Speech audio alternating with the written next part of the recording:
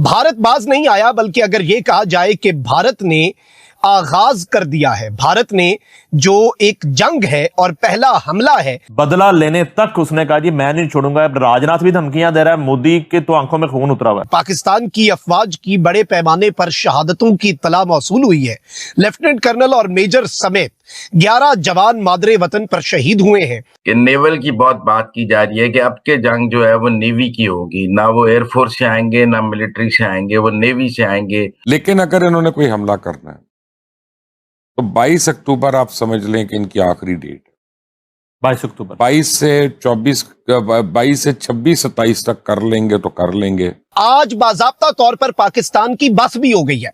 आज red line जो है, जो कि बहुत पहले क्रॉस हो चुकी थी, आज पाकिस्तान के सबर का आखिरी पैमाना जो है वो भी बाज़ाब्ता तौर पर लबरेज हो चुका है। उनकी नेवी की सुपरमेसी है, वो समझते हैं कि उनके पास बहरी जंगी जहाज हमसे बेहतर हैं। इंडिया अपने नामो निशान को ढूंढेगा, उसके इतने टुकड़े होंगे, ये बातें करेंगे, ये पद्मावत बनाएंगे इंडिया के ऊपर कि कभी हम भी खूबसूरत है। फ्रॉम द हाईएस्ट लेवल उनके ये स्टेटमेंट्स अब आ गए हैं। दैट इज वाई मैं आपके साथ इस पे बात कर रहा हूँ, क्योंकि प्रोबेबिलिटी तो पैदा हो गई कि जब एक मुल्क वजीर आजम भी कहते और फौजी सरबराह भी कहते तो प्रोबेबिलिटी तो पैदा हो गई। और इस सब के अंदर अब ये कहा जा सकता है कि पाकिस्तान एयरफोर्स की स्ट्राइक्स जो हैं वो भी अब किसी लम्हे हो सकती हैं। मैं तो नहीं भूलूंगा और ना चैन से बैठूंगा, बदला लेने तक उसने कहा जी मैं नहीं छोड़ूंगा। राजनाथ भी धमकियां दे रहा है, मोदी के तो आंखों में खून उतरा हुआ है। जय हिंद दोस्तों, सर्दियों का मौसम करीब आ रहा है और इस बार हवाओं में केवल ठंडक ही नहीं बल्कि कुछ बड़ा और निर्णायक होने की आशंका भी तैर रही है। भारत पाकिस्तान सीमा पर हालात तेजी से बदल रहे हैं और संकेत मिल रहे हैं कि सीमा पार कुछ बड़ा सैन्य घटनाक्रम शुरू हो चुका है। तो मिलते हैं वीडियो के अंत में इस विषय पर विस्तार से।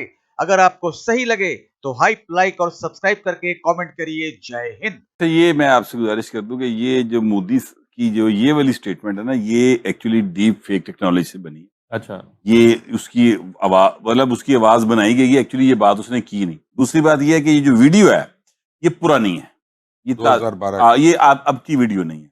इसमें ये जो जुमला वो कह रहा है, जो उससे मंसूब किया गया कि मैनू बदले दी आगे और मैं छड़ांगा नहीं, और जनाब 6 तारीख को हमने तो वहां पे हमला किया दहशतगर्दों पे और इन्होंने हमला कर दिया, तो ये सारी वो बना की गई है। इस तरह एआई टेक्नोलॉजी या डीप फेक टेक्नोलॉजी के जरिए यकीन जाने लोगों दे बड़ी जिंदगी मसले पै जांदियां। नहीं डीजीआईएसपी आर्मी ने गुफ्तगू की है। नहीं वो डीजीआईएसपी की गुफ्तगू हो रहा है। नहीं वो स्टेटमेंट है, वो स्टेटमेंट अपनी लेकिन जगह पे ये है। वाली नहीं है जो सोशल मीडिया पे जो सोशल मीडिया पे मोदी की चल रही है वो ट्रू नहीं है, एक ट्विटर के ऊपर वो है ना। फेक है।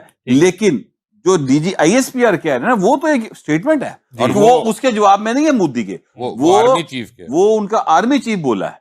अब नाज़रीन इकराम, एक चीज को आपने समझना है। सबसे पहले भारत इस वक्त पाकिस्तान पर 2 फ्रंट वॉर जो है वो वेज करना चाहता है। अब 2 फ्रंट वॉर किस तरह से? भारत डायरेक्टली तो अफगानिस्तान वाली साइड से हमलावर नहीं हो सकता, लेकिन आपने ये देखा होगा कि मई में भारत को जब शिकस्त हुई, मई 2025 की जंग में, उसके बाद से भारत ने और भारतीय खुफिया एजेंसी रॉ जो है उसने जो अपने फंडिंग है बीएलए और टीटीपी की, फितनल हिंदुस्तान और फितनल खवारिज की, उसे मल्टीप्लाई बाय 10 कर दिया। उनकी लॉजिस्टिकल सपोर्ट, यहां तक कि दहशतगर्दों को क्वाड कॉप्टर्स और ड्रोन्स जो है वो भी दिए गए और सिक्योरिटी फोर्सेज के ऊपर पै दर पै हमले जो हैं वो दहशतगर्दों की तरफ से शुरू कर दिए गए।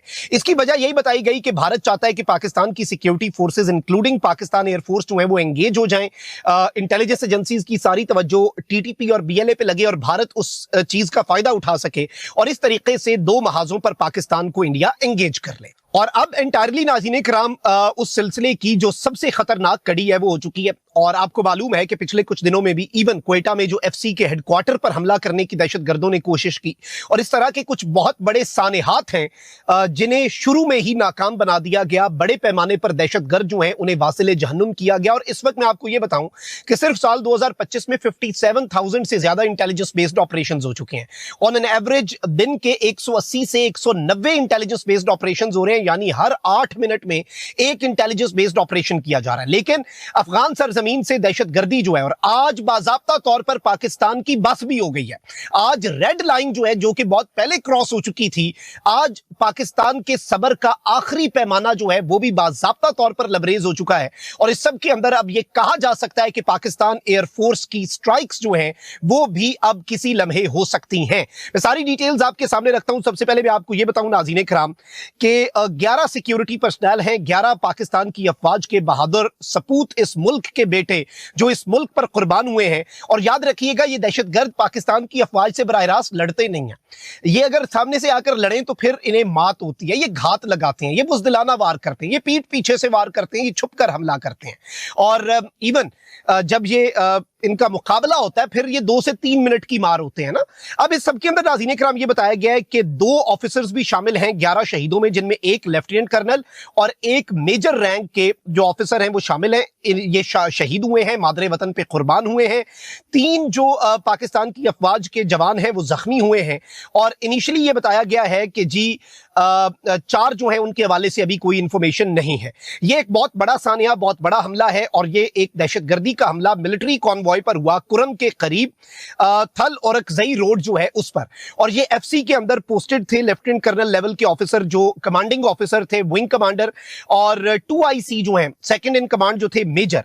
अब इस सब में मैं आपको ये बताऊं नाज़रीन इकराम, ये वाकया जो है ये किस वक्त पेश आया। ये आज सुबह का दहशतगर्दी का हमला है। पाकिस्तान की अफवाज का एक कॉन्वॉय, एक काफिला जो है वो जा रहा था और ठल और अकजई रोड जो है कुरम के अंदर, वहां से जब ये काफिला गुजरा तो वहां पर दहशतगर्दों ने घात लगाई हुई थी और बुज़दिलाना कार्रवाई की। और इस सब के अंदर नाज़रीन इकराम frontier core FC Khyber Pakhtunkhwa के जो अफसरान हैं, जिनमें 2 हमारे जो ऑफिसर्स हैं और 9 जवान हैं, उन्होंने जामे शहादत नोश किया। अच्छा, इसके अलावा मैं आपको ये बताऊं कि रियाज चमकनी है, ये जर्नलिस्ट हैं जी, इन्होंने कहा कि पिछले 5 दिनों से इंटरनेट जो है और ठल पाराचनार रोड जो है उसे बंद किया गया था कुरम के अंदर। और ये भी बेसिकली बताया जा रहा था कि कोई थ्रेट है सिक्योरिटी फोर्सेस या सिविलियंस को। और अब ये ट्रेजिक इंसिडेंट जो है ये पेश आया है, ये अफसोसनाक सानिया जो है ये पेश आया है। अब इसमें इवन जो इंपॉर्टेंट चीज है वो ये है कि इस वक्त ऑपरेशन जो है वो पाकिस्तान की सिक्योरिटी फोर्सेस का वो ऑनगोइंग है और भारत की प्रॉक्सी TTP जो है उसने आगाज कर दिया। इंडिया ने जो एक मॉडल बनाया हुआ था कि इधर से हम एंगेज करेंगे, पाकिस्तान वॉर ऑन टेरर की तरफ जाएगा और एक फुल फ्लेज ऑपरेशन की तरफ जाएगा, जिसकी जरूरत है। भाई, हमारे जवान शहीद हो रहे हैं, हमारे आम बंदे शहीद हो रहे हैं, दहशतगर्दों के लिए कौन सी मर्सी, दहशतगर्दों के लिए कौन सा सॉफ्ट कॉर्नर। भाई, नेशनल एक्शन प्लान का पहला क्लॉज है कि दहशतगर्दी को मक्कू ठपना है तो ठपेंगे। अब तो दोस्तों, पाकिस्तान के वरिष्ठ राजनेता खुले तौर पर यह स्वीकार कर रहे हैं कि पाकिस्तान ने सिरक्रिक क्षेत्र में भारी सैन्य तैनाती शुरू कर दी है। यह इलाका रणनीतिक रूप से बेहद अहम है, खासकर नौसेना की गतिविधियों के लिए। पाकिस्तान द्वारा यहां पर सैन्य जमावड़ा बढ़ाने का मतलब है कि आने वाले समय में समुद्री मोर्चे पर कोई बड़ी हलचल हो सकती है। इसी के चलते कई रक्षा विश्लेषक मान रहे हैं कि अगर भारत और पाकिस्तान के बीच संघर्ष की स्थिति बनती है तो भारतीय नौसेना की भूमिका इस बार सबसे अहम और निर्णायक होगी। कुछ पाकिस्तानी विश्लेषकों और सोशल मीडिया यूजर्स का दावा है कि 22 अक्टूबर से पहले ही भारत और पाकिस्तान के बीच दूसरा बड़ा सैन्य टकराव शुरू हो सकता है। हालांकि इस दावे की आधिकारिक पुष्टि कहीं नहीं हुई है, लेकिन पाकिस्तानी मीडिया और सामाजिक मंचों पर जिस तरह का माहौल बन रहा है वह अपने आप में एक बड़ी चिंता का संकेत है। पाकिस्तानी मीडिया में इन दिनों घबराहट साफ देखी जा सकती है। कई चैनल्स पर यह बात खुलकर सामने आ रही है कि पाकिस्तान के हालात बेहद नाजुक हो चुके हैं और देश आंतरिक एवं बाहरी दोनों मोर्चों पर संकट से जूझ रहा है। इस सब के बीच पाकिस्तान को अपने ही देश के भीतर आतंकवादी संगठन TTP तहरीकी तालिबान पाकिस्तान की ओर से करारा झटका लगा है। बीते दिन TTP ने एक बड़े हमले को अंजाम दिया जिसमें 14 पाकिस्तानी सैनिकों को खत्म कर दिया गया। पाकिस्तानी जनता के एक हिस्से में गहरी चिंता और डर देखा जा रहा है। कई लोगों का मानना है कि अगर भारत इस बार निर्णायक कदम उठाता है तो पाक अधिकृत कश्मीर POK को वापस लेने का प्रयास हो सकता है।